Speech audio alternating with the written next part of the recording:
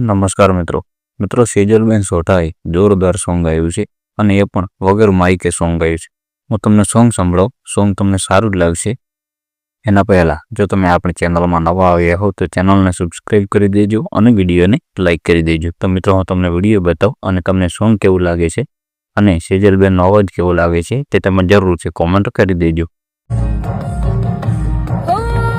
ભાભી ભાભી કહેતા ફરે તને મારા ભાઈબંધો